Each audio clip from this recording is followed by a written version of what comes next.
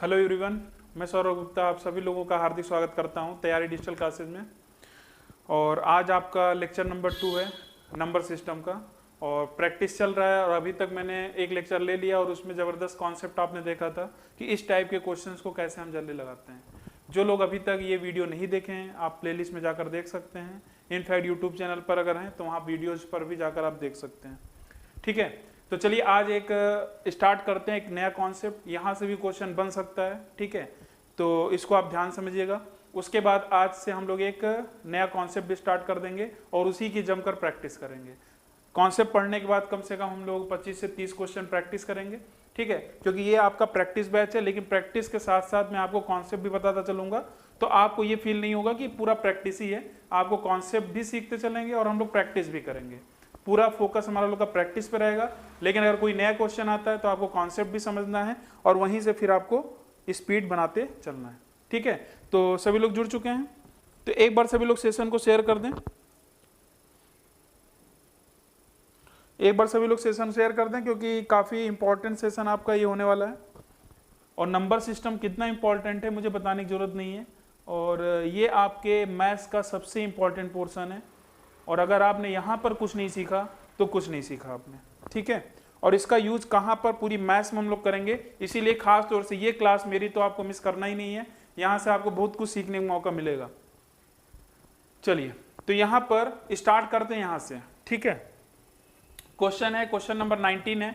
और इस टाइप के क्वेश्चन आपके एग्जाम में पूछे गए। और इसके पहले वाला जो क्वेश्चन था, जो मैंने स्किप करके आगे कर दिया है, वो आपका सीजीएल मेंस का क्वेश्चन है जो एग्जाम में पूछा गया। यहां जो मैंने क्वेश्चन लिखा है कि 3 अंकों की कितनी संख्याएं संभव हैं। और ऐसे क्वेश्चन आपके एनटीपीसी में 4 अंकों की कितनी संख्याएं संभव हैं, 5 अंकों की कितनी संख्याएं संभव हैं, कई बार पूछी गई हैं, ठीक है। 6 अंकों की कितनी संख्याएं संभव हैं। सीजीएल में क्या पूछ लिया गया, 100 अंकों की कितनी संख्याएं संभव हैं। अब भाई 100 का मतलब समझना है, इकाई दहाई सैकड़ा हजार करते करते तो आप अरब तक पहुंचते, खरब तक पहुंचते पहुंचते फिर भूल जाते हैं भाई क्या आने वाला है। अब सोचिए 100 अंकों की कितनी संख्याएं संभव हैं। ऐसे भी क्वेश्चन पूछ लिए गए जो कि कल्पना से परे थे। लेकिन अगर आप, जैसे कि मैंने बताया भी है कि मैथ्स में सबसे इंपॉर्टेंट होता है कि अगर आपका ऐसे बड़े बड़े क्वेश्चंस आते हैं तो आपको पैटर्न ढूंढने की कोशिश करनी है, किस पैटर्न पर ये आगे बढ़ रहा है, ठीक है। और पैटर्न बेस पे ऐसा हो ही नहीं सकता कि किसी एग्जाम में क्वेश्चन ना बने। हमेशा पैटर्न बेस पे हमेशा क्वेश्चन बनता है। इसीलिए कभी भी टफ क्वेश्चन से घबराना नहीं है। आप उनके छोटे छोटे पोर्शन को पकड़िए और वहीं से आप नए कॉन्सेप्ट को भी बना लेंगे कि बड़े क्वेश्चन को कैसे सॉल्व करना है। चलिए, क्वेश्चन का आंसर फिलहाल आना स्टार्ट हो गया होगा। इसका आंसर क्या आएगा, ठीक है। तो यहां पर जो कॉन्सेप्ट है ध्यान दीजिएगा, 3 अंकों की कितनी संख्याएं संभव हैं। तो सीधी सी बात है, आपको पहले यह समझना पड़ेगा कि 3 अंकों की कितनी संख्याएं यहाँ कहां से स्टार्ट होती हैं। 100 से स्टार्ट होता है और 3 अंकों की संख्या कहां तक जाएगी, 999 तक। अगर मैं बोलूंगा 2 अंकों की कितनी संख्याएं होंगी तो आप बोलोगे 10 से स्टार्ट होगा, कहां तक जाएगा, 99 तक। अगर मैं पूछा 4 अंकों की संख्याएं कितनी संभव होंगी तो 1000 से लेकर कहां तक जाएगा, 9999। तो इस तरीके से ये आपका पैटर्न बनता चला जाएगा। मैंने क्या बोला, जैसे सीरीज में, रीजनिंग में आपको पता है कि 2-3 आपके करते करते चौथे तक आइडिया लग ही जाता है कि क्या आने वाला है और हमेशा क्वेश्चन बनता है। तो यहीं पर भी आपको ये आइडिया लगाना है, ठीक है। आप खुद ही आंसर भी बताओगे क्या आंसर आएगा। पहले तो ये देखना है आपको कि 10 से लेकर 99 तक 2 अंकों की यहां पर 2 अंकों की कितनी संख्याएं आएंगी। यहां पर 3 अंकों की पूछी जा रही है और यहां 4 अंकों की। और जैसे जैसे आप आगे बढ़ते जाएंगे तो 5 वाला मुझे बताने की जरूरत नहीं पड़ेगी, आप तुरंत देखते ही बता दोगे, ठीक है। तो यहां पर देखिएगा, तो ये बताइए, अगर मैं बोलूं 11 से लेकर 99 तक कितनी संख्या हो जाएंगी, 11 से लेकर 99 तक। अगर मैं बोलूं 11 से लेकर 100 तक तो 90 ये हो गया। तो एक 100 तक मतलब एक वहां से कम किया, लेकिन एक 10 भी है, तो कितनी संख्याएं आएंगी, 90। 2 अंकों की कितनी संख्याएं होंगी, 90 होगी, ठीक है। 100 से लेकर 999 तक भी अगर ऐसे देखेंगे तो आपका यहां से बनेगा कितना, 900 बन जाएगा, ठीक है। ऐसे 4 अंकों की कितनी संख्याएं संभव होंगी, तो आप देख रहे होंगे आपका एक पैटर्न बन रहा है। और पैटर्न आप अच्छे समझ भी गए होंगे मैं क्या कहना चाह रहा हूं। ऐसे 5 अंकों की अगर मैं पूछूंगा तो आप क्या देख रहे हो, 9 लिखने के बाद आपका 4 जीरो। इसका मतलब यहां पर अगर 2 अंकों की संख्या पूछ रहा है तो 9 लिखने के बाद 1 जीरो है, 2 से 1 कम। 3 है तो 2 जीरो, 4 है तो 3 जीरो, 5 है तो 4 जीरो, 6 है तो 5 जीरो। तो इसको एक लिखने का तरीका एक और है, इस तरीके से भी एग्जाम में पूछा जा सकता है, तो इसको भी आपको नोट कर लेना है। 9 इंटू 10 की पावर 1, 900 को क्या लिख सकते हैं 9 इंटू 10 की पावर 2, 9000 को क्या लिख सकते हैं 9 इंटू 10 की पावर 3, ठीक है। और ऐसे ही इसको हम लिख सकते हैं 9 इंटू 10 की पावर 4। मेरी बात समझ में आ रही है? तो 5 है तो 10 की पावर क्या है 4 है, मतलब पावर आपकी क्या हो रही है, एक कम हो रही है। तो मेरे ख्याल से आपसे कुछ भी पूछा जाए, और पूछा भी गया है, तो आप क्या तुरंत आंसर बता लेंगे। 3 अंकों की अगर पूछा गया कितने 3 अंकों की संख्या है, तो आपका 9 तो आगे रहेगा ही रहेगा, तो ये तो आंसर होगा नहीं ना, तो ये आंसर होगा, मतलब अगर कॉन्सेप्ट क्लियर है। और यहां से फिर आपको पता है कि अगर 3 है तो 10 की पावर 3 से एक कम, तो 9 इंटू 10 का स्क्वायर क्या होता है 900, ठीक है। देखिए अगर आपसे 5 या 6 अंकों का पूछेगा तो वहां पर जीरो लगाकर ही देगा, लेकिन अगर बड़े पावर्स में पूछेगा, जैसे यहां पर पूछा है, जैसे ये क्वेश्चन आपका सीजीएल में पूछा गया था, तो अगर मैं यहां पर अगर आपसे क्वेश्चन पूछूंगा तो इसका आंसर भी आप देखकर अब बता सकते हो, क्योंकि यहां फिर आपको दिक्कत वाली कोई बात ही नहीं है, इसका आप तुरंत आंसर बता दोगे। 100 अंकों की, 100 अंक, समझ रहे हैं कितनी धनात्मक संख्याएं हैं, तो ये पैटर्न आप देख ही रहे हैं क्या पैटर्न बन रहा है। तो यहां पर 100 है तो इससे एक कम होता है, 100 है तो 10 की पावर से एक कम होता है, और 9 तो रहेगा ही रहेगा, तो हमारा आंसर यहां पर क्या आ जाएगा, बी आ जाएगा। आया समझ में? सभी को समझ में आया? आगे बढ़े, चलिए आगे बढ़ते हैं। और जो अगला क्वेश्चन है ये आपको मैं आगे बताऊंगा, मतलब 19 तो मैंने आपको बता ही दिया है। जो 20 नंबर क्वेश्चन है इसका अलग से मैं आपको कौन से बताऊंगा, ये मैं यहीं पर लिख दिया हूं, ठीक है। तो अभी ये हम लोग नहीं पढ़ेंगे, लास्ट में जब हम लोग एंडिंग पर आएंगे तो इस टाइप के क्वेश्चंस को अलग से देखेंगे, ठीक है। चलिए थोड़ा सा 2-3 क्वेश्चन और प्रैक्टिस कर लेते हैं जो हम लोगों ने कल पढ़ा था, फिर उसके बाद हम लोग नए क्वेश्चंस की ओर बढ़ते हैं। चलिए टाइमर लगा दिया जाए, और जो लोग कल नहीं थे या आज शामिल हुए हैं तो कम से कम आप आंसर देने की कोशिश करें। चलिए आपके सामने क्वेश्चन है, बताइए इसका आंसर क्या आएगा।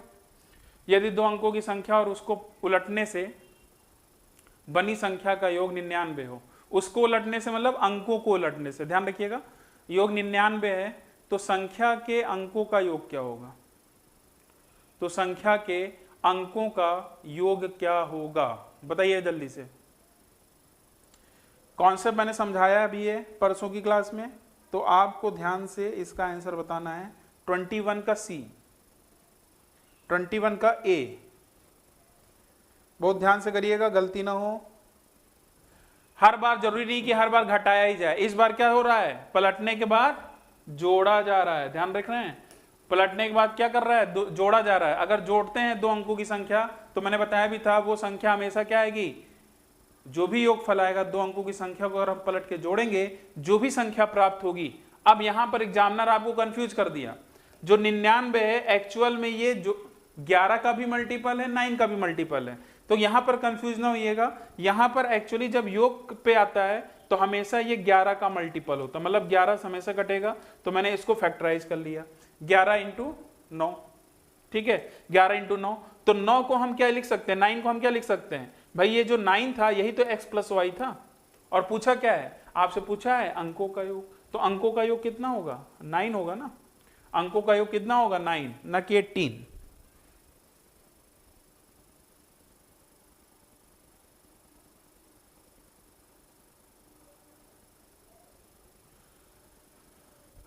कितना आएगा 9 आएगा। आया समझ में सभी को? तो कल की क्लास जो लोग नहीं देखे हैं एक बार क्लास जरूर देख लें, इस टाइप के क्वेश्चन मैंने पिछली क्लास में अच्छे से बड़े प्यार से समझाया है। चलिए कुछ क्वेश्चन में हम लोग आज कर भी रहे हैं जिससे आपको थोड़ा सा रिवाइज हो जाए। लिखा है 2 अंकों की किसी संख्या और उसके अंकों को उलटने से बनी संख्या का अंतर, इस बार अंतर आ गया, तो बोला उस संख्या के अंकों का अंतर क्या होगा, उस संख्या के अंकों का अंतर क्या होगा, जल्दी से बताइए। 5 सेकंड से ज्यादा नहीं लगना चाहिए, ये क्वेश्चन 5 सेकंड से ज्यादा नहीं लगना चाहिए। कल भी इस टाइप का एक क्वेश्चन कराया था,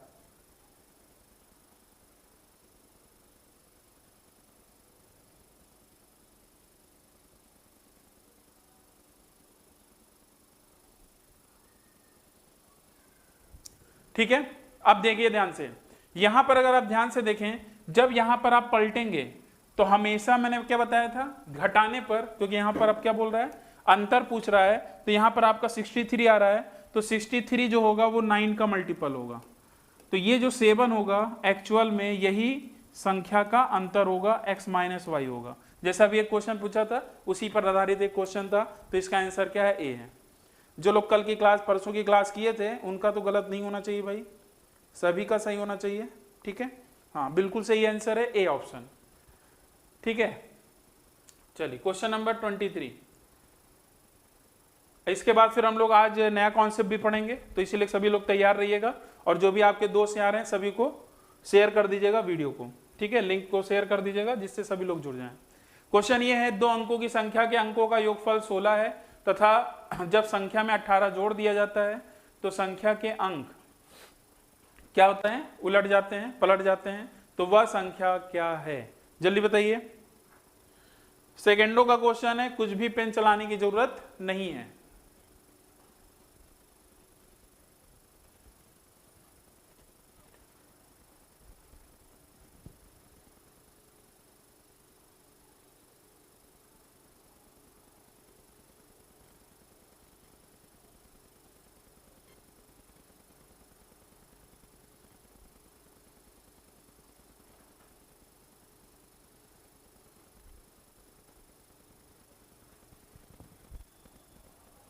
कितना आया, 23 का सी, बिल्कुल सही आंसर है, ठीक है। यहां पर क्या है, संख्याओं को 18 जोड़ दिया जाता है तो संख्या के अंक उलट जाते हैं, ठीक है, और संख्या का अंक उलट जा रहे हैं यहां पर जोड़ने पर। 2 अंक की संख्या का अंकों का योगफल 16 है, ठीक है। अब 16 की अगर बात हो रही है, आप ऐसे भी देख लो भाई, अंकों की संख्या के अंकों का योगफल 16 है, क्या इसका योगफल 16 आ रहा है, यहाँ देखिए 9 6 15 हो रहा है, 7 9 7 16 हो रहा है, ये भी नहीं होगा, तो ये तो यहीं से डायरेक्ट आंसर आ गया, इसमें तो कुछ करना ही नहीं था, बस जोड़ना था, ये मतलब अब क्या बताएं, छोटे बच्चों का है। और अब यहां पर भी अगर आप गलती कर जाएं तो फिर उसमें क्या किया जाए।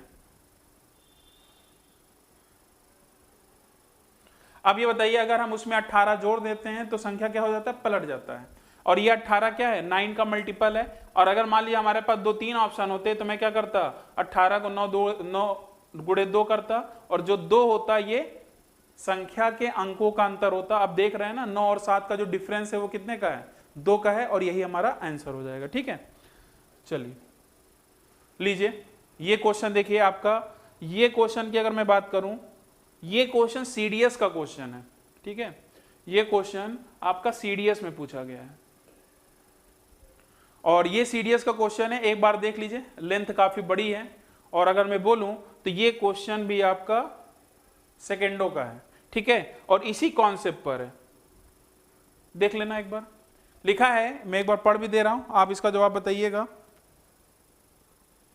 नोटिफिकेशन अगर आपको नहीं मिलता है तो आपको क्या करना है, जो आपका चैनल है तैयारी डिजिटल क्लासेस, इसको एक बार पहले अनसब्सक्राइब करिए, ठीक है, रेड बटन दिखेगा, अब उसको फिर सब्सक्राइब करके फिर आपको जो बेल आइकॉन है उसको प्रेस करिए, और वहां पर आपका नोटिफिकेशन का जो बार है वो खुलेगा, वहां ऑल आएगा, ऐसे करके 3 ऑप्शन आएंगे, तो ऑल पे जब क्लिक करेंगे तो आपको हमेशा जब भी यहां पर कोई लाइव आएगा तुरंत आपको नोटिफिकेशन मिल जाता है, ठीक है। तो ये चीज ध्यान रखिएगा, और मुझे उम्मीद है कि अब आपको नोटिफिकेशन मिल जाएगा। चलिए इसका आंसर क्या रहा है बताइए जल्दी से, क्वेश्चन क्या है 24 का बी। देखिए, एक महिला की आयु 2 अंकों का एक पूर्णांक है, मतलब ये क्वेश्चन आपका एज रिलेटेड प्रॉब्लम, और उसके अलावा इसको नंबर सिस्टम से जोड़ दिया गया, और ऐसे क्वेश्चन ज्यादा देखने को मिलते हैं जहां पर आपको चैप्टर से 2-3 चैप्टर से जोड़कर आपसे पूछा जाता है, इसीलिए सारे चैप्टर आपको अच्छे से समझ में आने चाहिए, अच्छे से कॉन्सेप्ट क्लियर होने चाहिए, तभी आप हर एक कॉन्सेप्ट को अप्लाई कर पाएंगे। लिखा है, एक महिला की आयु 2 अंकों का एक पूर्णांक है, इस पूर्णांक के अंकों का स्थान बदल देने पर नया पूर्णांक उसके पति जो कि उससे बड़े हैं की आयु बन जाता है। मतलब जो भी मान लीजिए जो महिला है उसका मतलब 2 अंकों का एक जो भी आयु रहा होगा XY रहा होगा, अब क्या बोला रहा है, इसके पूर्णांक के अंकों का स्थान बदल दिया जाता है, मतलब YX कर दिया जाता है, फिर नया पूर्णांक जो बन गया, ये नया जो पूर्णांक बना उसके पति जो कि उससे बड़े हैं, मतलब ये आपका इसके पति का बन जाता है, और ये महिला का है, ठीक है, कॉन्सेप्ट समझ में आ रहा है ना। अब आगे बढ़ते हैं, लिखा है उनकी आयु का अंतर उनकी आयु के योगफल का 11वां हिस्सा है। ठीक है, तो पूछा क्या है, उनकी आयु का अंतर। आप पूरा डिटेल में सॉल्व करने ना लगिएगा, क्योंकि प्रैक्टिस का मतलब ये है कि डायरेक्ट आपको क्वेश्चन पर अटैक करना है और डायरेक्ट आंसर पे जाना है। आयु का अंतर अगर बोल रहा है, उनके आयुओं का अंतर, अब इनका अंतर अगर पूछ रहा है तो सीधी सी बात है जो भी अंतर आएगा वो 9 का क्या होगा, मल्टीपल होगा। 9 का क्या होगा, मल्टीपल होगा। मैंने बताया भी था कि इसी पे तो हम लोग कॉन्सेप्ट सीखे थे, और देखिए सीडीएस में पूछा भी गया। तो ये बताइए हमारे पास ये ऑप्शन है, क्या यहाँ पेन चलाने की जरूरत थी? यहां पर आपको पेन चलाने की जरूरत ही नहीं थी। ठीक है, डायरेक्ट आप देखकर ही आंसर बता सकते थे। यहां पर जो हमारा आंसर आएगा वो क्या आएगा, 9 का मल्टीपल आएगा। समझ में आया कि नहीं आया, कमेंट करते चलिएगा।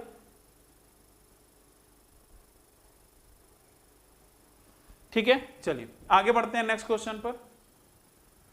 चलिए अब यहां से आपका नया क्वेश्चन स्टार्ट होता है, और ये सारे क्वेश्चन जैसा कि आपको पता है, और हर एग्जाम में ये क्वेश्चन, ऐसे क्वेश्चन हमेशा आते हैं, तो ध्यान रखिएगा ऐसे क्वेश्चन को कैसे हमें सॉल्व करना है।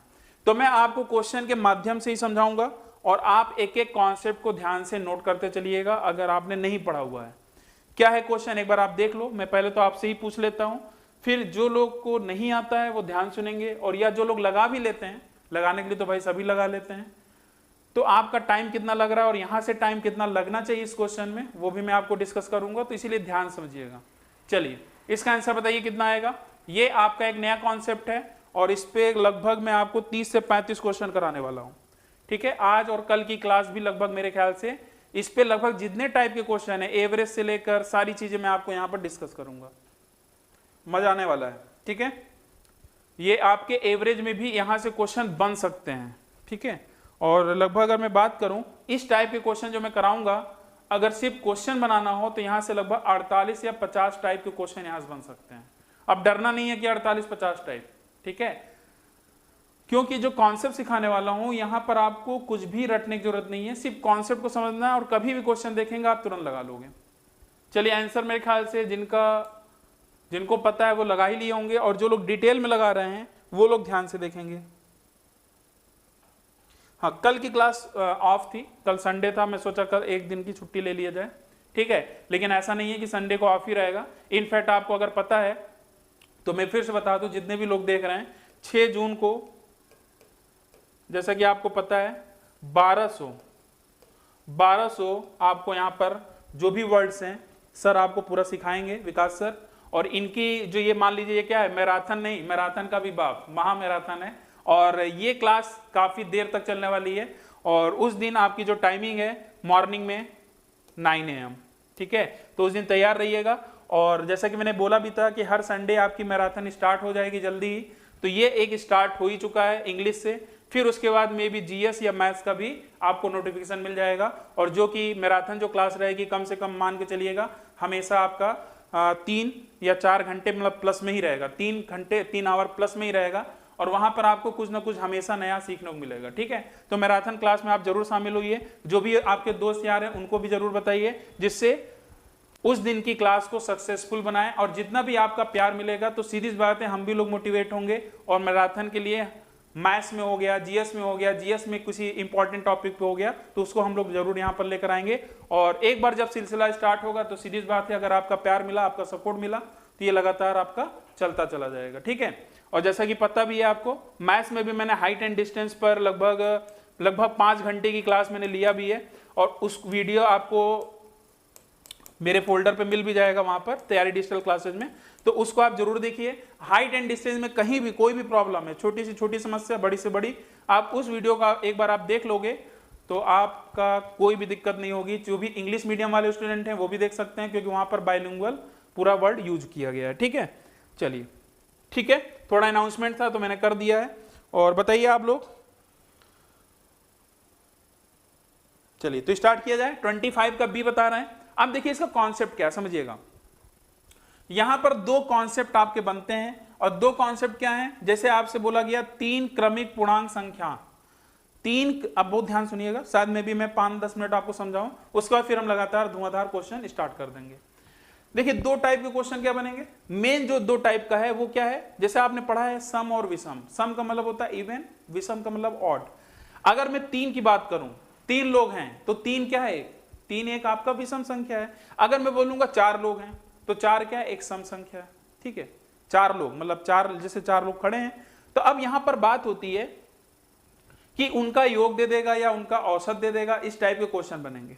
अब जैसे मैं सम की बात करूंगा, ध्यान दीजिएगा, पहले हम लोग विषम की बात करते हैं। अगर 3 लोग हैं, वैसे ये कॉन्सेप्ट जो है एवरेज का कॉन्सेप्ट है, तो हम लोग यहां पर एवरेज के कॉन्सेप्ट से क्वेश्चन को कैसे सेकंडों में सॉल्व करते हैं वो देखेंगे। यहां पर बात समझिएगा, जैसे मैंने क्या बोला, दो आपके टाइप हैं, एक तो आपका सम वाला केस है और एक विषम वाला केस है। ये 3 क्रमिक पूर्णांक का मतलब जैसे 1 2 3, तो ये विषम में जाएगा, 3 हो गया, 5 हो गया, 7 हो गया, ऐसे पूछा जाएगा। तो ये पहला टाइप है, और इस पहले टाइप में भी बहुत सारे क्वेश्चन बन सकते हैं। क्या, एक तो ये बोलेगा 3 क्रमिक लगातार पूर्णांक संख्या जो लगातार रहेगा, ऐसा भी बोल सकता है 3 जो 3 लगातार रहेगा वो बोलेगा 3 लगातार सम संख्या। एक बोला 3 लगातार संख्या जैसे 1 2 3, 3 लगातार विषम संख्या जैसे 1 3 5। अगर बोलेगा 3 लगातार सम संख्या तो क्या बोलेगा 2 4 6। तो समझ रहे हैं ना, तो एक टाइप में 3 आपके टाइप ये क्वेश्चन बने। अब यही चीज अगर 4 हो जाएगा तो 4 में भी 3 टाइप बन जाएगा। 4 जब रहेगा तो अब उसमें क्या बोलेगा कि 3 लगातार संख्या, फिर बोलेगा 3 लगातार, 3 नहीं बोलेगा तब, सॉरी 3 नहीं बोलेगा, 4 बोलेगा। जब भाई सम होगा तो 4 या 6 बोलेगा, तो बोलेगा 4 लगातार संख्या, फिर बोलेगा 4 लगातार सम संख्याओं का योगफल, फिर बोलेगा 4 लगातार विषम संख्याओं का योगफल। लगभग आपको यहां से 6 टाइप पढ़ने हैं, और इसके अंदर कितने क्वेश्चन हैं आप खुद ही नहीं सोच सकते। मैंने क्या बोला था, लगभग 50 प्लस टाइप के क्वेश्चन यहां बन सकते हैं, और वो भी चुटकियों में हम लोग सॉल्व करेंगे, लेकिन उसके पहले समझना पड़ेगा। अब मैं आपको थोड़ा सा समझाता हूं, यहां पर समझिएगा यहां मैं क्या कहना चाह रहा हूं। 3 क्रमिक पूर्णांक संख्याओं का अगर कुल योग 1350 है, तो पहले तो 3 क्रमिक अगर पूर्णांक संख्या है तो डिटेल में आपको नहीं करना। जैसे कुछ लोग क्या करते हैं, माना पहली संख्या x है, दूसरी संख्या x+1 है, तीसरी संख्या x+2 है। अब इनका योगफल आपने कर दिया किसके, 1350। ये बस पहली बार मैं इसको बता रहा हूं इस तरीके से, ऐसे करना नहीं है जिन्होंने किया है। तो यहां से आप देखेंगे x को जोड़ेंगे 3x+3 बराबर 1350। तो यहां से x की वैल्यू कितनी आ जाएगी, 1347/3, 1347/3 कितना आएगा, 3 चौक 12, 3 चौक 12 और 3 9 27। ये आपका आ गया 449, और ये आपका जो 449 आया है ये आपका क्या आया, पहली संख्या। अगर ये पहली संख्या है, ध्यान दीजिएगा, तो लगातार संख्या है तो इसमें 1 जोड़ देंगे तो क्या आएगा 450, और अगली क्या जाएगी 451। तो हमारी यही 3 लगातार संख्याएं थी जो हमें निकालना था, लेकिन आपसे ये नहीं पूछा है, आपसे पूछा है सबसे छोटी तथा सबसे बड़ी संख्या का योग। तो सबसे छोटी और सबसे बड़ी संख्या का योग कितना आ रहा है, 900। अब जो लोग इस तरीके से लगाते हैं बड़ा खुश रहते हैं, यार अब तो आंसर आ ही गया। लेकिन यहां बात हो रही है टाइम की, कैसे क्वेश्चंस को जल्दी लगाना है, मैं वो आपको सिखाने वाला हूं। तो यहां पर हम लोग कॉन्सेप्ट को, अपने कॉन्सेप्ट को स्ट्रॉन्ग करेंगे। क्या, कौन से कॉन्सेप्ट से, यहां पर हम लोग एवरेज के कॉन्सेप्ट से इन सारे क्वेश्चन को चुटकियों में सॉल्व करेंगे। आखिर एवरेज का कॉन्सेप्ट क्या है, थोड़ा समझने की कोशिश करिएगा। जैसे यहां पर एक आपने पढ़ा होगा ना, एपी, अर्थमेटिकल प्रोग्रेशन, जिसे हम लोग बोलते हैं समांतर श्रेणी। समांतर श्रेणी जो क्रम होता है उसका मतलब क्या होता है कि अगर मान लीजिए जैसे कोई संख्या है, इस तरीके से दे दिया गया 3 है, फिर 6 कर दिया गया, फिर 9 कर दिया गया। आप देखते हैं अगर मैं बोलूंगा ये कौन सी श्रेणी है, तो आप बोलोगे ये समांतर श्रेणी है। क्यों, क्योंकि एक क्रम में अगर इसका कॉमन डिफरेंस क्या होता है, सर्वांतर अगर 3 है, सभी जगह 3 है, तो इसको हम समांतर श्रेणी बोल सकते हैं। लगातार है तब भी समांतर श्रेणी रहेगा, जैसे 1 2 3 4, 1 3 5, ये सारे ही आपके समांतर श्रेणी होंगे। तो अगर आपके समांतर श्रेणी में कॉन्सेप्ट है, ठीक है, तो वहां पर सीधी सी बात है, जब हम लोग एवरेज की बात करते हैं तो वहां पर एवरेज का जो फार्मूला आप पढ़ते हैं, ध्यान दीजिएगा, औसत का फार्मूला सभी को पता होगा। क्या, प्रेक्षण। प्रेक्षण क्या होता है, जो भी आपके पास जैसे आंकड़े होते हैं, प्रेक्षणों का योग अपॉन प्रेक्षणों की संख्या। ठीक है, ये सब कुछ नहीं लगाना है, वैसे भी ये सब मैं फार्मूला और नहीं बताता हूं। प्रेक्षणों की संख्या, क्लियर है, प्रेक्षणों की संख्या एवरेज जो होता है, ठीक है। तो ये आपको फार्मूला नहीं लगाना है, यहां पर जो ये फार्मूला लगा है इससे बचना है। तो आप ध्यान रखिएगा, जो औसत निकालने का तरीका होता है, जितने भी आंकड़े होते हैं उनका योग करके परीक्षणों की संख्या करते हैं, तो हमें ये कुछ भी करने की जरूरत नहीं है। हम क्या करेंगे, डायरेक्ट जो भी आपके पास आंकड़े रहेंगे लगातार में रहेंगे ना, क्योंकि लगातार वाला कॉन्सेप्ट है, तो वहां पर जो बीच में आएगा वही उसका औसत होगा। इस बात का ध्यान रखिएगा, जो भी आंकड़े दिए रहेंगे 3, 4, 5, 6, 7, 8 कुछ भी, जो भी ठीक बीच में आएगा वही उसका औसत होगा। अगर वो क्रम, जो कॉन्सेप्ट हम लोग बात कर रहे हैं, ये सिर्फ समांतर श्रेणी पर ध्यान रखिएगा। ऐसा नहीं कि कहीं भी आपने लगा दिया, कोई भी आंकड़ा दे दिया, आपने बोला सर ने बताया था जो बीच में होगा वो, अगर वो क्रम, जो भी आंकड़े हैं, जो भी नंबर्स हैं, अगर वो समांतर श्रेणी में है तो वहां पर एपी, अर्थमेटिकल प्रोग्रेशन, तो वो आपका जो बीच वाला नंबर आएगा उसी को हम लोग बोलेंगे एवरेज। अब आप बोलेंगे सर इसका फायदा क्या होगा, अभी आप खुद ही देखना। अब मैं इसको दूसरे तरीके से आपको समझाने की कोशिश करता हूं। देखिए भाई, मेहनत लगती है, आपको ध्यान समझना, भले आपको आता है, एक बार फिर सीखो, ठीक है। अब आप स्पीड बढ़ाने की कोशिश करो। तो अब मैं क्या कह रहा हूं, ध्यान दीजिएगा। मैं इसी क्वेश्चन को लेता हूं और यहां पर सबसे इंपॉर्टेंट क्या है, यहां पर कुल योग दिया है और एवरेज आपको निकालना ही निकालना है, क्योंकि ऐसे क्वेश्चन में अगर एवरेज मिल गया ना तो हमारा काम तुरंत बन जाएगा। कैसे, समझिए। जैसे एक एग्जांपल लेकर थोड़ा समझाता हूं, आप समझिएगा। जैसे मान लीजिए मैं लगातार बोलता हूं, हमारे पास लगातार 5 संख्याएं हैं लगातार। अब मैं बोलूं इसका औसत क्या होगा, बताइए। तो जनरली आप क्या करते हो, जनरली आप करते हो सभी को जोड़ देते हो, सभी को जोड़ देते हो और जितनी भी संख्या होती है उससे भाग दे देते हो, ठीक है। अगर इसको जोड़ेंगे, देखिए कितना आ रहा है, 3, 2, 5, 1, 6, 4, 10, 5, 15, 15/5 और ये 3। ये जो लोग करते हैं ये नहीं करना है। अगर आपका ये समांतर श्रेणी में है तो ये सब कुछ भी करने की जरूरत नहीं है। डायरेक्ट ध्यान रखिएगा, जो बीच में दिख रहा होगा वही औसत होगा। ये पहला पॉइंट है और सबसे इंपॉर्टेंट पॉइंट है। मेरी बात समझ में आ रही ना, जो बीच में होगा वही औसत होगा। आप देख लो, यहां भी 3 है, यहां भी 3 है। अब एग्जाम में क्या होगा, अगर एवरेज दे दिया तब तो कोई बात ही नहीं, क्योंकि हमें एवरेज तक पहुंचना ही पहुंचना है। लेकिन जनरली क्या देता है जानते हैं, जनरली देता है 5 संख्या, 3 संख्या, जब भी देगा तो हमेशा योग देता है। अगर मान लीजिए 3 संख्याओं का योग दिया तो एवरेज का फार्मूला क्या था भाई, योग दिया है ना, ये योग पूरा दे दिया है, तो औसत कैसे निकलेगा, जितने भी संख्या रहेंगी उनसे हम डिवाइड कर देंगे तो औसत आ जाएगा। अब ये बताइए 3 संख्या हैं और 3 जो संख्याएं लगातार हैं उनका योग 1350 है, तो अगर मैं बोलूंगा एवरेज क्या आएगा, बताओ एवरेज क्या आएगा, तो आप बोलोगे 3 से भाग दे दो, तो 3 चौक 12, 3 चौक 12 हो जाएगा। 1300 कितना था, 50 था ना, हाँ 3 चौक 12, 3 पचे 15, 450, कितना आया 450। तो ये जो 450 आया ना, यही औसत है। यही क्या है, औसत है, जो कि ठीक बीच में होगा। और अगर ये ठीक बीच में है तो 3 संख्या है, तो अगर ये बीच में है तो इसके पहले एक संख्या होगी, क्योंकि लगातार संख्या है, तो ये 449 होगी और इधर क्या होगी 451। बताइए समझ में आया कि नहीं आया, ये मुजवानी कर सकते हैं आप, ठीक है। अब इसके अंदर आते हैं, क्या क्या चीजें पूछी जाती हैं। तो पहले मैं एक क्वेश्चन पर आता हूं। अगर योगफल पूछ रहा है, क्या बोल रहा है, छोटी तथा सबसे बड़ी संख्या का योग पूछ रहा है। अब ये नहीं कि छोटी और बड़ी को जोड़ रहे हो, जो लोग ये करते हैं ध्यान दीजिएगा, औसत का एक कॉन्सेप्ट और होता है। ये कुछ चीजें, बहुत सारी चीजें औसत का यूज हो रहा है, इसीलिए आपको ध्यान समझना है, क्योंकि औसत के भी क्वेश्चन में ये सारे कॉन्सेप्ट लगेंगे, ठीक है। तो ध्यान समझिएगा, औसत का एक आपने पढ़ा भी होगा, फर्स्ट और लास्ट। ध्यान दीजिएगा, फर्स्ट और लास्ट को जोड़कर अगर हम आधा कर दें, फर्स्ट और लास्ट को अगर हम जोड़कर आधा कर दें, या ऐसे बोल सकते हैं फर्स्ट टर्म और लास्ट टर्म का जो आधा होगा, ए को हम फर्स्ट टर्म से निरूपित करते हैं, एल को लास्ट टर्म से, अगर उसका हाफ करते हैं तो भी क्या आता है, हमारा औसत आता है, ठीक है। समझ में आ रहा नहीं आ रहा। एक बहुत इंपॉर्टेंट बात जो आपको समझनी जरूरी है, क्योंकि आगे जब क्वेश्चन आएगा तो इतना मैं नहीं समझाऊंगा, जैसा कि आपको पता भी है, जब पहला क्वेश्चन आता है भले मुझे 10-15 मिनट लग जाए, ठीक है, क्योंकि हम लोग कॉन्सेप्ट के साथ प्रैक्टिस कर रहे हैं। क्योंकि मेरे ख्याल से बहुत सारे ऐसे स्टूडेंट होते हैं जो प्रैक्टिस में आते हैं और पता चला उनको कॉन्सेप्ट पता ही नहीं चल रहा तो चले गए। अब आपको क्या है, कॉन्सेप्ट भी समझिए और साथ में जब प्रैक्टिस करना स्टार्ट करेंगे तो इतना डिटेल में नहीं चलेंगे, हर क्वेश्चन फिर सेकंडों में लगेंगे और आप भी लगाते चलोगे। मैं ये एग्जाम्पल लेकर बता रहा हूं और बहुत इंपॉर्टेंट चीज है, ध्यान समझिएगा।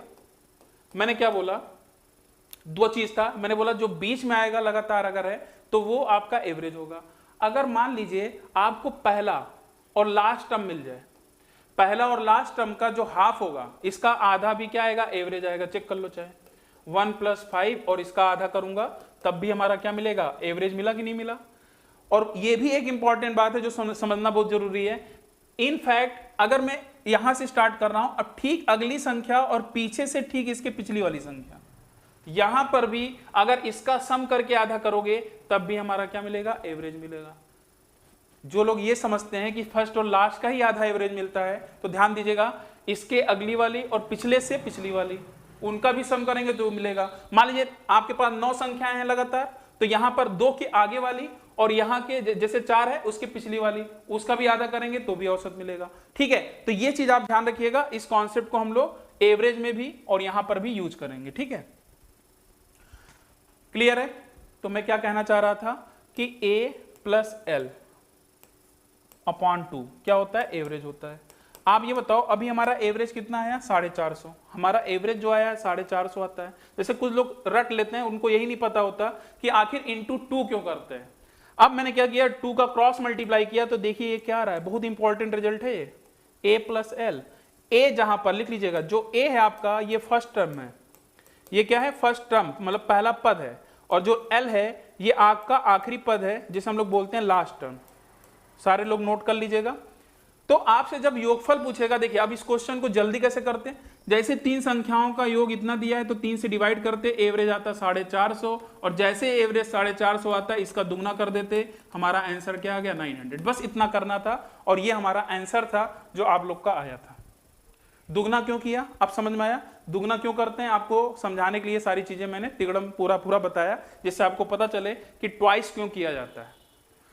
औसत जो भी आएगा उसका दुगना करेंगे तो बड़ी और छोटी संख्या का योगफल आ जाएगा, जो कि एग्जाम में हमेशा कई बार पूछा गया है।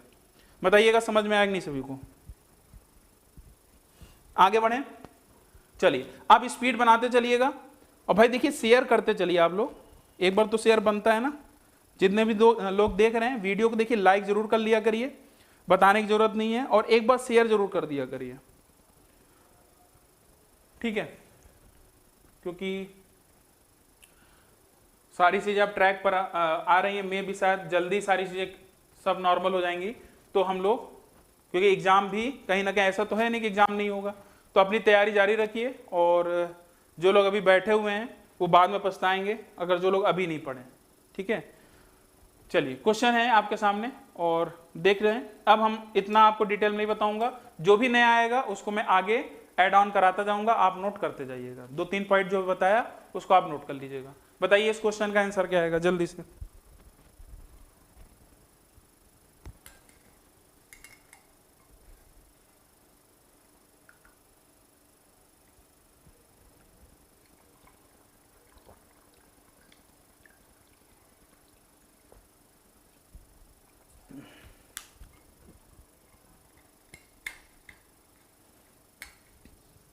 देखिए भाई ये आपका विषम वाला केस है, और विषम में आपको अभी 3 टाइप पढ़ना है। कितना पढ़ना है? 3 टाइप। तो आप टेंशन न लीजिए सर वो कहाँ गया वो कहाँ गया, तो आपको सारी चीजें पढ़ाई जाएंगी। मेरी बात समझ में आ रही है? सभी को सारी चीजें पढ़ाई जाएंगी, तो आपको बस वेट करना है। सारा आपका कॉन्सेप्ट के साथ साथ इतना प्रैक्टिस करा दूंगा कि आपको कहीं पर क्वेश्चन ढूंढने की जरूरत ही नहीं है, ठीक है? लेकिन जरूरत है क्योंकि आपको अपनी प्रैक्टिस और करनी है, तो आप प्रैक्टिस भी करते रहना। हाँ, लेकिन ये जरूर है कि आपके कोई क्वेश्चन फंसेंगे नहीं, इसकी पूरी गारंटी। आगे आंसर, मेरे ख्याल से आंसर तो आ ही गया होगा आपका। चलिए बिना पेन चलाए किया जाए।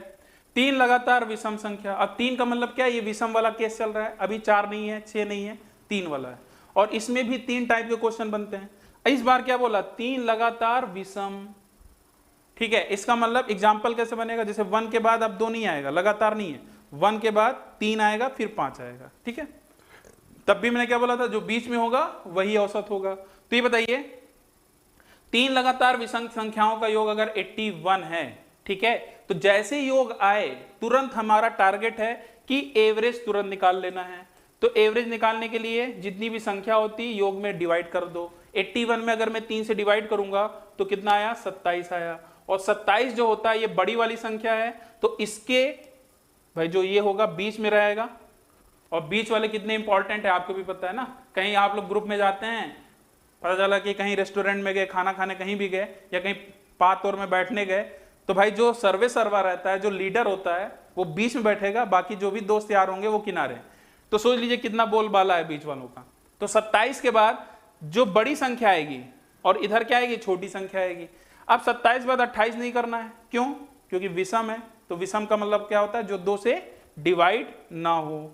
तो ये 29 आ जाएगा और ये कितना आ जाएगा, 25 आ जाएगा। पूछा क्या है, बड़ी संख्या, और बड़ी संख्या अगर पूछा है तो आंसर क्या आया, सी ऑप्शन। आया समझ में सभी को? देखिए सभी का आंसर आ रहा है बिल्कुल सही, सी ऑप्शन। अब देखिए क्या क्या पूछा जा सकता है, ये भी सुनते चलिएगा। यहां पर 1-2 पॉइंट और बता देता हूं इसी क्वेश्चन में। क्या, एक तो ये पूछेगा बड़ी और छोटी का योगफल, तो मैंने क्या बताया था, जो भी एवरेज है इसका दुगना कर देंगे, 27 दूनी 54। हमें कभी भी बड़ी और छोटी को लिखकर जोड़ने की जरूरत नहीं है, जो भी एवरेज आएगा उसका दुगना करेंगे, डायरेक्ट हमारा क्या आ जाएगा, बड़ी और छोटी संख्या का योगफल आ जाएगा। तो ये इंपॉर्टेंट पॉइंट है, ध्यान रखिएगा, ठीक है। दूसरी बात, अगर आपसे ये भी कभी कभी पूछ लेता है बीच वाली संख्या क्या होगी, तो ध्यान रखिएगा जो बीच वाली संख्या होती है वही क्या होती है, एवरेज होती है। अब एक सबसे इंपॉर्टेंट बात, आपसे ये भी पूछा जा सकता है कि बड़ी संख्या माइनस छोटी संख्या, जो सबसे बड़ी संख्या है और जो सबसे छोटी संख्या है उनका डिफरेंस और उनका योगफल तो मैंने बता ही दिया है।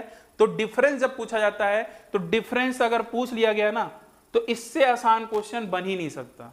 सिर्फ 1 सेकंड का क्वेश्चन है अगर डिफरेंस पूछ लिया गया। अब आप बोलेंगे सर 1 सेकंड का कैसे आपने बोल दिया, उसका रीजन मैं आपको बताता हूं, समझिएगा।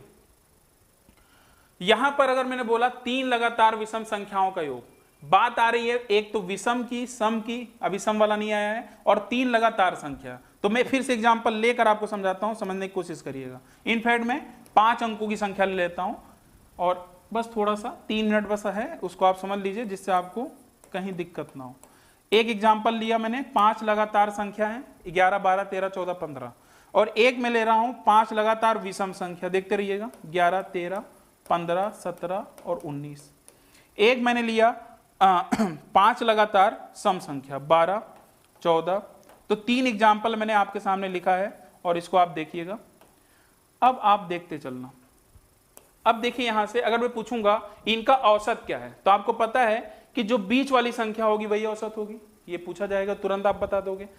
मान लीजिए यहां पर एक बार एग्जांपल देख लेंगे तो सारे के सारे क्वेश्चन आप लगाने लगे, स्टार्ट कर देंगे। तो बीच वाला औसत है, इसका अगर मैं दुगना करूंगा, 13 दूनी 26, तो 26 क्या आएगा, बड़ी और छोटी का योगफल। तो आप चाहे तो चेक भी कर लो, 11 और 15 का योगफल कितना आ रहा है, 26 आ रहा है। यहां देखिए बीच वाली क्या है, 15, 15 दूनी 30, देख लीजिए, छोटी और बड़ी का योगफल 30 आ रहा है। यहां बीच वाली क्या है, 16, 16 दूनी 32, तो 20 और 12 क्या आ रहा है, 32। अब आते हैं डिफरेंस पर, जो हम लोग यहां सीखना है। डिफरेंस में क्या है, अगर आपका विषम का केस बनता है तो दो संख्याओं के बीच का अंतर यहां पर क्या बना रहा है, 2। सभी में कितने का डिफरेंस बना रहा है, 2 का, सार्वांतर जिसे हम लोग बोलते हैं समांतर श्रेणी में। और यहां पर कितने का डिफरेंस बना रहा है, 1 का। और ये जो कॉन्सेप्ट बता रहा हूं ना, वैसे तो अगर आपका जरूरी नहीं कि ये सीरीज दे दे, अगर मान लीजिए सीरीज ऐसा दे दे 11, 14, 3, 3 का डिफरेंस, तो वहां पर भी ये चीज अप्लाई कर सकते हैं, ठीक है। जनरली वो पूछता नहीं है, जनरली यही सब पूछता है, इसलिए मैं ये बता रहा हूं। तो ध्यान रखना, ये सारे कॉन्सेप्ट जो योग वाले, इंटू 2 वाले, और जो अभी बताऊंगा अंतर वाला, वो वहां पर भी अप्लाई होगा, भले ही अंतर 3, 3 का, 4, 4 का ही क्यों ना हो, ठीक है। तो अब देखिएगा यहां क्या करना है, जैसे ही अंतर 1 का आएगा, तो आपसे अगर पूछा है 5 लगातार संख्या, क्या पूछा है, 5 लगातार संख्या, तो पहले तो आप 5 से 1 कम कर लो। 5 पूछा है तो 4 कर लीजिए, 3 पूछा है तो 2 कर लीजिए, ठीक है। अगर 1 का डिफरेंस है सभी में, तो 4 गुणे 1 कर लो। ये जो मैंने लिखा ना, ये बड़ी और छोटी का डिफरेंस आ रहा है, देख लो, चाहे 15 में से 11 गया, 4 आया, ठीक है। अब देखिए इस पे भी आंसर चेक किया जाए। अच्छा ये बताइए, डिफरेंस में आप देख रहे हैं मैंने योग की हेल्प ही नहीं लिया है, योग की हेल्प लेने की जरूरत ही नहीं पड़ेगी आपको, सिर्फ आपने देखा तुरंत आंसर, ठीक है। मैंने बोला 5 लगातार संख्याओं का योग, इससे फलाना फलाना ऐसे दे दिया गया, ठीक है, इस तरीके से दे दिया गया। अब आपसे बोला कि बड़ी और छोटी संख्या का अंतर क्या है, तो आपको कुछ नहीं करना है। अगर विषम संख्या दिया है लगातार में, तो आपको 5 है तो 4 करना है, और डिफरेंस कितने का है, 2 का है, तो कितना आ जाएगा आंसर, 8 आ जाएगा। चेक कर लो, 19 में से 11 गया 8, और यहां पर भी आपका 8 ही आएगा। इसका मतलब अगर मैं पूछता, यहीं पे पूछता, बड़ी और छोटी का डिफरेंस कितना आएगा, 3 है, दिया है तो 1 कम करो, 2, विषम में दिया है तो 2 गुणे 2, 4, क्या 4 आएगा डिफरेंस। ये सीरीज बनाया था ना हमने, सीरीज क्या बना था 27 आया था, 29 आया था, 25, देख लीजिए 4 का डिफरेंस है कि नहीं, बताइए, समझ में आया सभी को। चलिए अब ये चीज ध्यान रखिएगा, नोट कर लीजिएगा, आपके लिए काफी काम आएगा आगे चलकर। चलिए नेक्स्ट क्वेश्चन देख लीजिए और इसका आंसर फटाफट बताइए क्या आएगा। अब मैं समझाऊंगा नहीं इतना, क्योंकि लगभग मैंने सारी चीजें आपको बता दी हैं। जहां समझाने वाली बात आएगी तो मैं वहां पर आपसे पूछकर फिर समझाऊंगा।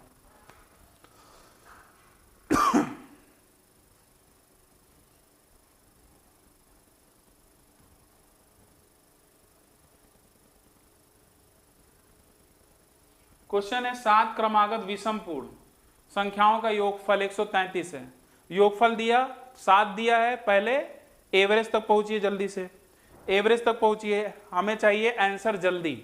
ठीक है, अब ये नहीं कि सिखा दिया तो आप वेट कर रहे हैं, जितने के जितने लोग लाइव हैं सभी को आंसर जल्दी जल्दी करना है, ये नहीं कि, और जो रिकॉर्डेड वीडियोज के फॉर्म में भी देख रहे हैं तो उनको भी आंसर कमेंट करते चलना है। ठीक है, और कहीं भी अगर आपको लगे कि ये मुझे आता है तो आपके पास तो भाई सब चीज़ है, आप उसको आगे बढ़ा सकते हो। इनफैक्ट आप देखते हैं यूट्यूब पर स्पीड बढ़ा भी कर सकते हैं, लेकिन लाइव में ऐसा नहीं कर सकते हैं।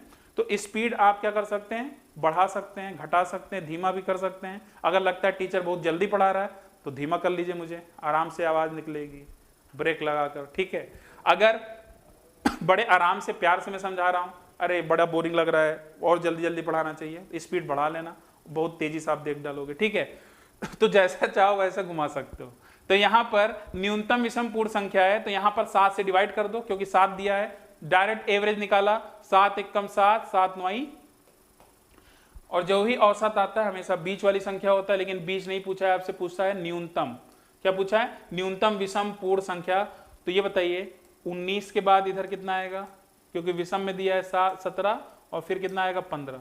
ठीक है, क्योंकि तीसरा नंबर जो होगा बीच वाली संख्या आएगा, और इधर कितना आएगा 21 और 25, कितना आएगा 21 और 25। अब यहां पर एक इंपॉर्टेंट कॉन्सेप्ट और आ चुका है, आपका एक क्वेश्चन बनेगा। ठीक है, देखिए कितना संख्या था, 7 था ना, तो मैं तो 5 ही लिखा हूं ना, अभी एक और जाएगा भाई, एक और जाएगा 13, और इधर एक और जाएगा 27। तो आंसर क्या आएगा, 15 नहीं आएगा, 13 आएगा। डी आ रहा है सभी का, हाँ ठीक है, 7 है ना, तो 7 ये कर लिया। अब देखिए जैसे ये गलती हो सकती थी, मे भी शायद आप 15 लगा देते, 15 भी ऑप्शन में है। अब आपके सामने एक समस्या क्या आ रही है, कुछ टाइम यहां ज्यादा लग रहा है, और उस टाइम को कैसे रिड्यूस करना है, बचाना है। अब मेरी बात सुनिएगा, फिलहाल यहां तो 7 दिया है, 5 दिया है या 3 दिया है, उसमें तो कोई दिक्कत नहीं, लेकिन यही जो 7 दिया है ना, इसी के जगह आप सोचिए अगर ये कर देता 17, 27, 37, 47, अगर ऐसा कर देता और बोलता कि 37 क्रमागत विषम पूर्ण संख्याओं का योगफल एक बड़ा सा दे देता, और फिर बोलता सबसे छोटी संख्या बताओ, तो क्या इस तरीके से 20 निकाल कर क्या सीरीज बनाते फिरते हम लोग? बात समझ में आ रही नहीं आ रही? तो ये भी समझना जरूरी है कि यहां एवरेज से डायरेक्ट हम छोटी संख्या तक, एवरेज से डायरेक्ट हम बड़ी संख्या तक कैसे पहुंचेंगे। मेरी बात समझ में आई नहीं आई? चलिए, तो कैसे पहुंचा जाए, अब मेरी बात एक बार फिर सुन लीजिएगा, फिर आप देखिए क्या जबरदस्त स्पीड बनने वाली है। जैसा कि आपको पता है, अगर 7 क्रमागत है संख्या, ठीक है 7 है, तो सीधी बात है अगर 7 संख्या है तो आपके पास ये बीच वाली संख्या होगी, तो आपको तो तुरंत पता चल जाएगा भाई तीसरे नंबर पे इधर होगा और ये इधर होगा। ठीक है, तो हमें ये पता चल जाएगा कि इस साइड कितने हैं, इस साइड कितने हैं, बराबर बराबर में होंगे, तो इधर 3 है और इधर 3 है। तो अगर 2 का डिफरेंस, ध्यान रखिएगा आप, ये 19 को तो लेना ही लेना है। अब आपको पता है इस साइड 3 संख्या है, इधर भी 3 संख्या है, तो डायरेक्ट आप क्या करिए, 3 में 2 से मल्टीप्लाई कर दीजिए, कितने, 3 से, सॉरी किससे मल्टीप्लाई कर दीजिए, 2 से कर दीजिए। क्यों? क्योंकि सभी के बीच का डिफरेंस कितने का है, 2 का है, तो डायरेक्ट हम 13 पहुंच जाएंगे, छोटी संख्या पर पहुंच जाएंगे एवरेज से। अगर मान लीजिए बड़ी संख्या पूछता तो मैं डायरेक्ट 19, सॉरी गुणे नहीं, +6 कर देते, तो +6 कर देते तो कहां पहुंच जाते, 25 पे आ जाते। अब देखिए सीधी बात है, अगर एवरेज आपने पढ़ा है तो ये क्वेश्चन आप और फास्ट लगा सकते हैं, इनफैक्ट बिना पेन चलाए, पेन चलाने की जरूरत ही नहीं पड़ेगी।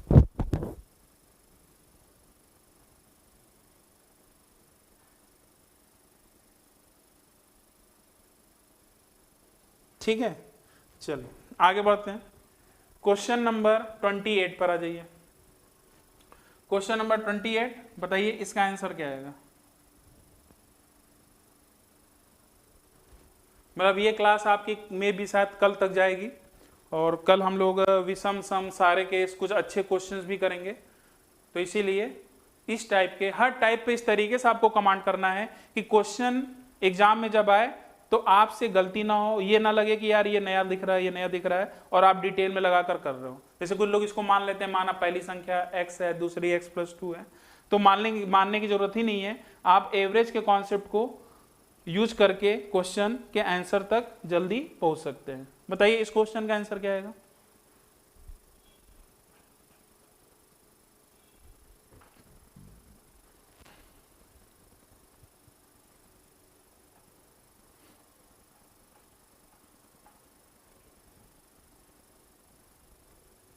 आया आंसर?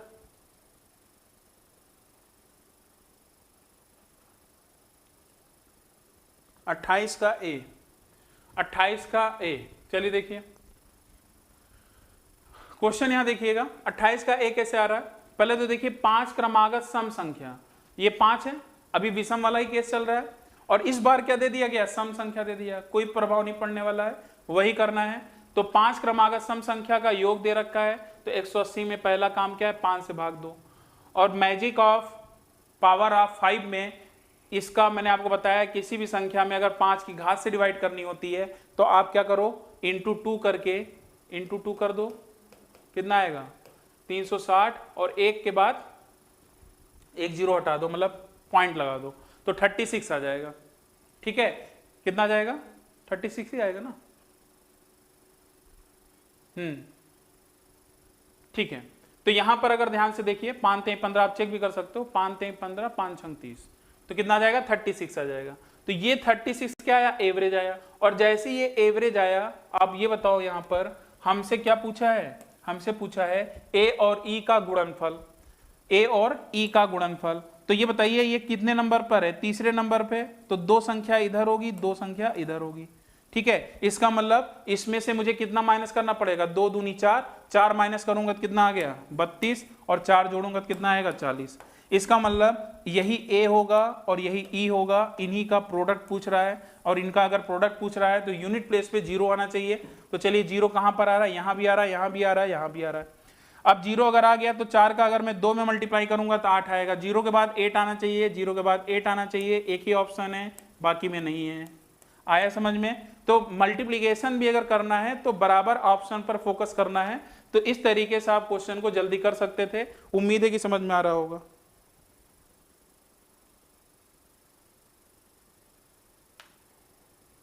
ठीक है, चलिए आगे बढ़ते हैं। क्वेश्चन नंबर 29, ये अच्छा क्वेश्चन है। अब इसमें काफी लोग डर जाते हैं, ये वेरिएबल के फॉर्म में दे दिया गया, और कुछ लोग डर जाते हैं भाई वेरिएबल में दे दिया तो क्या दिक्कत है? कॉन्सेप्ट तो वही है ना, 5 लगातार पूर्णांकों का योग s है, इस बार s के फॉर्म में दे दिया। जो अभी अंक में दे रहा था इस बार वेरिएबल के फॉर्म में दे दिया। बोला है तो s के रूप में उनमें से सबसे बड़ा पूर्णांक क्या है? चलिए देखते हैं इसका आंसर कौन देता है जल्दी। इसका आंसर कौन जल्दी देता है, और सही देना है, गलत नहीं देना है, तो ध्यान से करना है।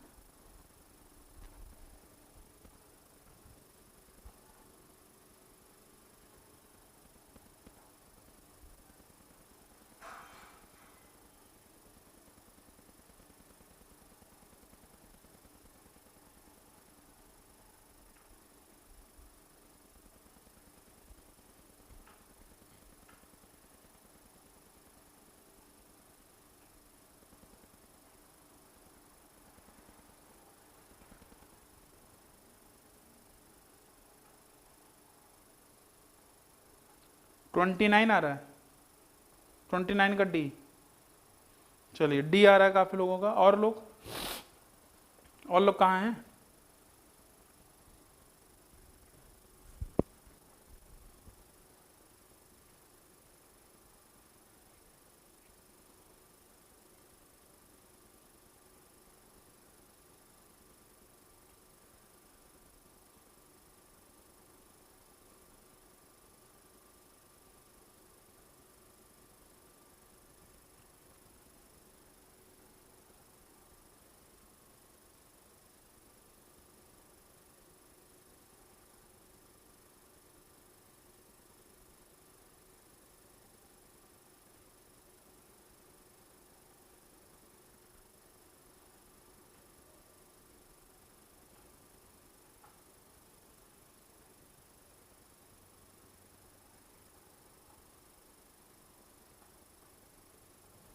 चलिए देखिएगा यहां पर आंसर क्या रहा है।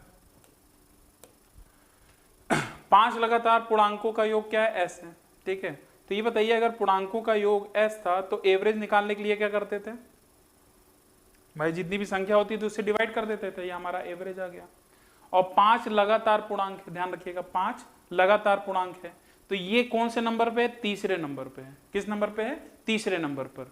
तो इसके बाद अगली संख्या जो रहेगी +1 अगली संख्या आएगी, +2 करेंगे तो कौन सी आएगी, दूसरी, मतलब पांचवी, आपसे पांचवी सबसे बड़ा पूछा है। तो S/5 में क्या करना है, +2 कर देना है, और यही आपकी क्या होगी, सबसे बड़ी संख्या होगी। और इसको आप सॉल्व करोगे तो क्या आएगा, S + 10/5। ठीक है, ये S है। ठीक है, S + 10/5 आंसर कहाँ है, ऑप्शन कहाँ है, डी। ठीक है, आसान सा था कि नहीं, बहुत ही आसान था। चलिए नेक्स्ट क्वेश्चन पर आते हैं।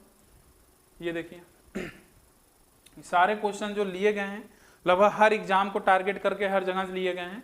ठीक है, और जैसा कि आपको पता है पूरे सभी प्रतियोगी परीक्षाओं के लिए, इनफैक्ट अगर नंबर सिस्टम आपका UP-SSC का जो एग्जाम होने वाला है पीईटी पर आधारित, तो वहां पर भी काम आने वाला है, हर एग्जाम में काम आने वाला है। NTPC में तो पूछता ही पूछता है।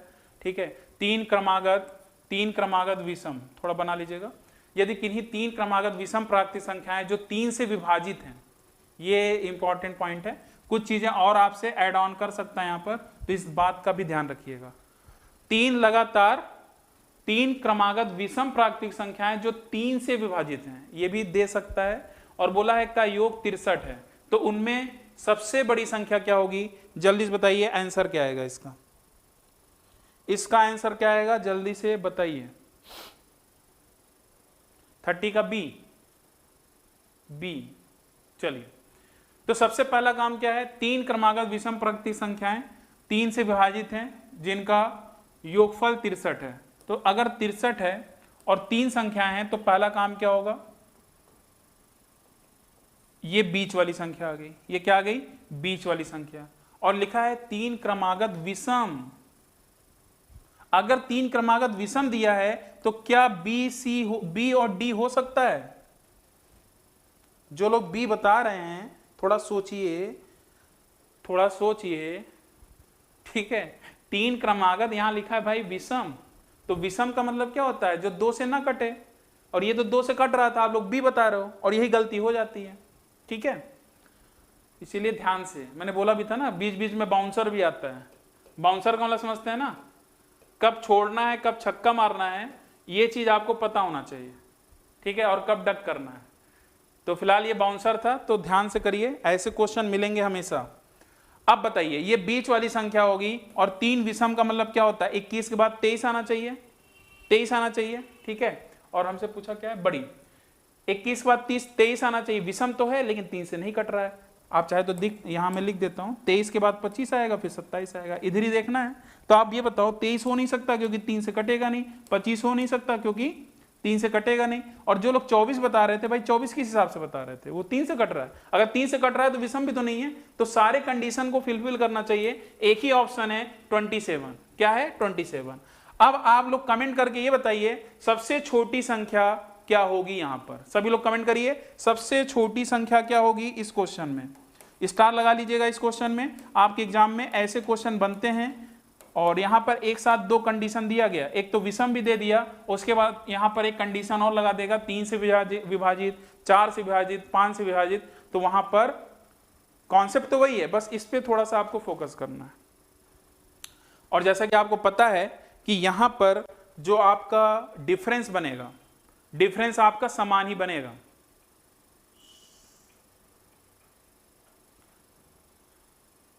कितना आंसर आया बताइए, मेरे ख्याल से 15 आना चाहिए। हाँ 15 आएगा। अब मैं यही बात कर रहा था, अब थोड़ा इस क्वेश्चन को मैं 2 से 3 मिनट मेरी बात सुनिएगा, कुछ इंपॉर्टेंट पॉइंट्स। यहां पर देखिएगा हमारा बीच वाली संख्या 21 आई। मैंने आपको बताया था, देखा जाए तो मैंने 3 ही टाइप बताया कि अगर विषम वाला केस है तो 3 तरीके के, एक टाइप में 3 तरीके के क्वेश्चन बनेंगे। एक तो लगातार संख्या, एक तो लगातार विषम संख्या, एक तो लगातार सम संख्या। लेकिन ये क्या था, ये आपका विषम तो था, लेकिन उसमें एक चीज आप और ऐड कर लो कि अगर किसी से विभाजित है तो वो भी आएगा, और जब किसी से विभाजित हो जाएगा 3 से 4 से 5 से, तो क्या उनका गैप आपका वो बन पाएगा, 2 का बन पाएगा, नहीं बन पाएगा। तो यहां पर आप देख रहे हो कि 21 के बाद डायरेक्ट हमारा नंबर 27 आया, और यहां से डायरेक्ट जो छोटी संख्या आई वो क्या आई, कितनी आई, 15 आई। अब सीधी सी बात है, आप ये बताओ क्या ये आपका एपी में है, अर्थमेटिकल प्रोग्रेशन में है, समांतर श्रेणी में है? तो बिल्कुल है, क्योंकि इसमें भी 6 का डिफरेंस है, इसमें भी 6 का डिफरेंस है। और मैंने क्या बताया था, कोई भी सीरीज अगर समांतर श्रेणी में होगी तो इसका अगर मैं 21 औसत जो है इसका अगर मैं दुगना करूंगा तो जो भी आएगा वो बड़ी और छोटी का योगफल आएगा, बड़ी और छोटी का योगफल आएगा। दूसरी बात यहां पर एक बात और ध्यान रखिएगा, जैसे मैंने अभी आपको डिफरेंस बताया था, ये आपका मैंने क्या निकाला, बड़ी और छोटी संख्या का योग। अगर मैं बोलूं बड़ी और छोटी संख्या का डिफरेंस, तो आपको पता है विषम वाले केस में मैंने क्या बताया था, अगर 3 संख्या है तो 3 से 1 कम कर दो, 2, और इंटू 2 करते थे, इंटू क्या करते थे, 2 करते थे। क्यों? क्योंकि 2 के गैप पे होता था, और कितना आ जाता था, 4। ठीक है, लेकिन इस बार क्या 2 करेंगे, इस बार 2 नहीं करेंगे। इस बार कितने का डिफरेंस देख रहे हैं, 6 का डिफरेंस देख रहे हैं। अगर 3 संख्या, तरीका वही है, 3 अगर संख्या है तो मैंने 1 कम किया, इस बार इंटू 2 नहीं करेंगे, इस बार क्या करेंगे, 6 कर देंगे। तो कितना आया, 12। मान लीजिए इसी क्वेश्चन में अगर पूछता तो आपसे ये पूछा जा सकता था, आपसे बड़ी संख्या ना पूछकर आपसे क्या पूछता पता है, आपसे पूछता बड़ी और छोटी संख्या का योगफल बताओ। चाहे तो आप इसमें लिख लीजिएगा, बड़ी और छोटी का योगफल बताओ। और अब आपसे यहां पर यह भी पूछा जा सकता था कि बड़ी और छोटी संख्या का अंतर बताओ। तो मुझे यहां पर ध्यान रखना है, हमें फिर यहां पर पेन चलाने की जरूरत ही नहीं पड़ेगी। और यहां पर जो डिफरेंस आएगा, ध्यान रखिएगा, 2 से मल्टीप्लाई नहीं करेंगे इस बार आप किससे करोगे, क्योंकि अंतर जो है 6 का आ रहा है। तो 1 कम किया, 3 में से 1 कम किया तो 6 से मल्टीप्लाई कर दिया। जो गैप यहां पर अगर 27 है तो समझ जाइएगा इसमें भी 6 घटाऊंगा तो 15 आएगा। अब जो लोग ऐसे चल रहे थे ना, 21 के बाद 19, 17, ये चलने की जरूरत नहीं है। अगर 1 आ गया, इसमें जो गैप रहेगा वही इधर भी कम करके हम डायरेक्ट छोटी संख्या में पहुंच जाएंगे। ठीक है, मेरे ख्याल समझ में आ गया होगा।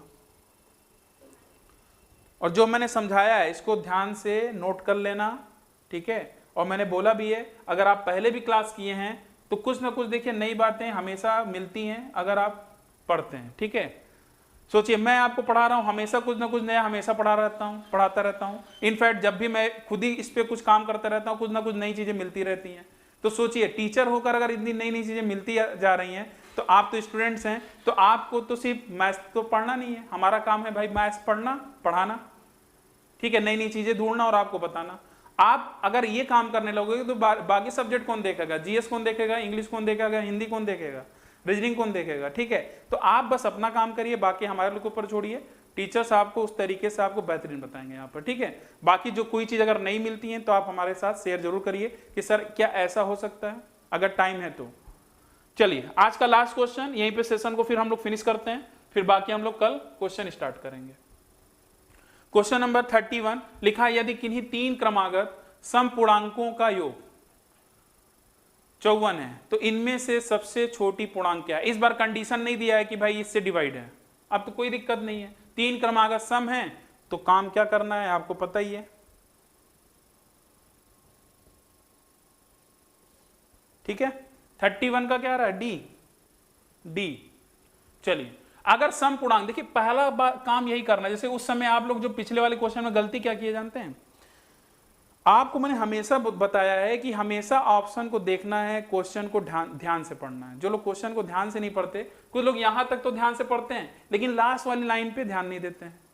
सभी के साथ होता है, ठीक है, खासतौर से जो अच्छे स्टूडेंट हैं उनके साथ ज्यादा होता है। तो आपको अगर पूरे नंबर लाने हैं तो 2 बातों पर हमेशा ध्यान रखिएगा, वो आपके हमेशा काम आएगा एग्जाम में। पहले तो क्वेश्चन को ध्यान से पढ़ना है और उसमें भी जो लास्ट वाली लाइन रहेगी उसको ध्यान से पढ़ना है। ठीक, फिर उसके बाद ऑप्शन को बराबर सम्मान देना है, ऑप्शन पर भी बराबर फोकस करना है, क्योंकि ऐसा हो सकता है शायद क्वेश्चन पढ़ते ही पढ़ते आपका ऑप्शन ऐसा आसान दे दिया जाए कि हमारा डायरेक्ट ऑप्शन से ही आंसर आ जाए। तो ये 2 बातों का ध्यान हमेशा रखिएगा, हमेशा रखिएगा। ठीक है, अब देखिएगा सम पूर्णांक है, अगर 3 क्रमागत सम पूर्णांक है तो ये बताइए क्या 15 आंसर हो सकता है। ये तुरंत एलिमिनेशन जो टेक्निक है ये आपको अपने अंदर लाना पड़ेगा और वो आप जरूर ला लेंगे अगर आप यहाँ पर बराबर हमारे साथ जुड़े रहे। तो सम पूर्णांकों का योग अगर 54 है तो पहला काम क्या होगा, एवरेज निकालना। तो एवरेज कितना आ जाएगा बताइए, 54 में हम क्या करेंगे, 3 से डिवाइड करेंगे तो कितना आ जाएगा, 3 एक कम 3 और 3 8 24, तो 18 तो औसत आ गया। आपसे पूछा गया है छोटी, तो 18 के पहले क्या आएगा 16, बड़ी पूछता तो क्या आता 20, फिलहाल 20 वाला कोई ऑप्शन नहीं है। आया समझ में? तो कल हम लोग लगभग मेरे ख्याल से 20-25 क्वेश्चन और करेंगे, मे भी कल ये कॉन्सेप्ट आपका पूरा फिनिश होगा। ये आज हम लोगों ने विषम वाला केस देखा और कल कुछ क्वेश्चन विषम वाले और देखने के बाद, कुछ अच्छे क्वेश्चन और देखने के बाद फिर मैं आपको कहां पर ले चलूंगा, सम वाले केसेस पे, ठीक है। उसके बाद लास्ट में जाते जाते आपको मैं एवरेज का भी कुछ कॉन्सेप्ट यहीं पे करा दूंगा, जिससे आपको एवरेज के क्वेश्चन में भी कोई दिक्कत ना हो। कैसे क्वेश्चन आते हैं एवरेज में, आपके एग्जाम में ऐसा क्वेश्चन बन जाता है, बोल देता है कि यदि 5 क्रमागत सम संख्या, 5 क्रमागत सम संख्या है, उसका औसत दे देगा ए, क्या दे देगा, उसका ऐसा औसत क्या दे देगा ए। यदि उसमें 3 लगातार, मैंने क्या बोला, 5 क्रमागत सम संख्याओं का औसत क्या है, कैपिटल ए दे देगा, कैपिटल एम दे देगा, कुछ भी दे देगा, क्वेश्चन पूछा गया है।